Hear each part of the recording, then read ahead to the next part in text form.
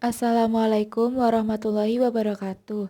Saya Rahma Rihadatul Ais dari kelas akuntansi A Universitas Islam Negeri Malang. Di sini saya akan menjelaskan tentang keseimbangan pasar persaingan sempurna. Keseimbangan pasar. Keseimbangan pasar merupakan kondisi di mana jumlah barang yang diminta sama dengan jumlah barang yang ditawarkan pada tingkat harga tertentu. Keseimbangan pasar juga dapat dipahami sebagai suatu kondisi di mana harga produk yang ditawarkan sama dengan harga produk yang diminta oleh konsumen. Pasar persaingan sempurna. Pasar persaingan sempurna adalah pasar yang terdapat mobilitas sempurna dari sumber daya serta adanya pengetahuan yang sempurna baik pembeli maupun penjual, sehingga kekuatan permintaan dan penawaran dapat bergerak bebas. Contoh pasar persaingan sempurna antara lain bursa efek atau pasar modal atau pasar uang. Keseimbangan di pasar sempurna. Pada hakikatnya terdapat dua tingkat di keseimbangan pasar persaingan sempurna, yaitu yang pertama, keseimbangan pasar secara individual. Produsen dikatakan mencapai keseimbangan apabila memperoleh keuntungan maksimal. Yang kedua, keseimbangan pasar secara keseluruhan. Pasar secara keseluruhan akan mencapai keseimbangan jika seluruh output dari tiap produsen berada dalam keseimbangan dan jumlah output tersebut sama dengan jumlah permintaan. Menurut periode waktunya dibedakan menjadi dua. Yang pertama, keseimbangan jangka pendek.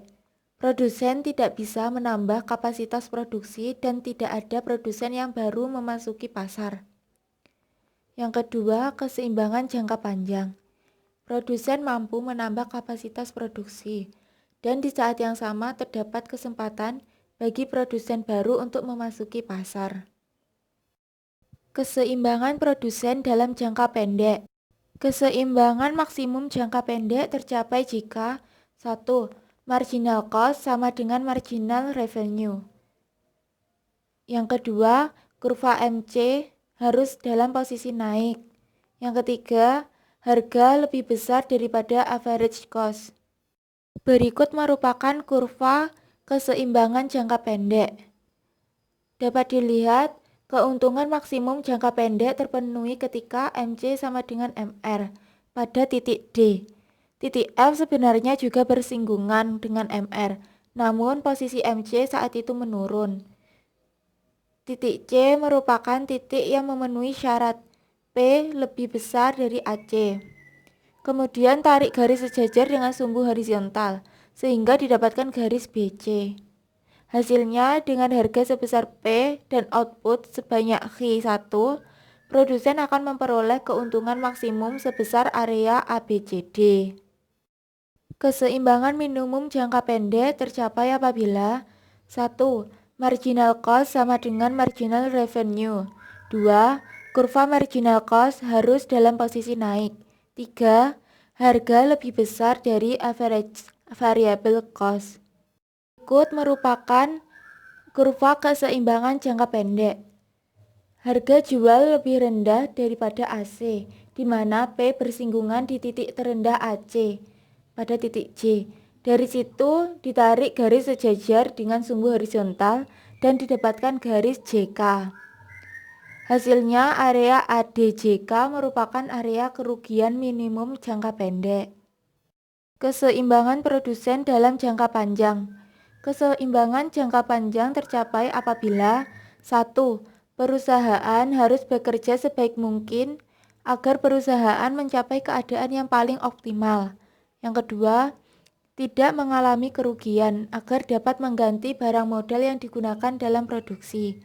Yang ketiga, tidak ada insentif bagi perusahaan untuk masuk keluar karena laba nol, yaitu tingkat laba yang memberikan tingkat pengembalian yang sama. Yang keempat, perusahaan tidak dapat menambah laba lagi pada saat SAC sama dengan LAC.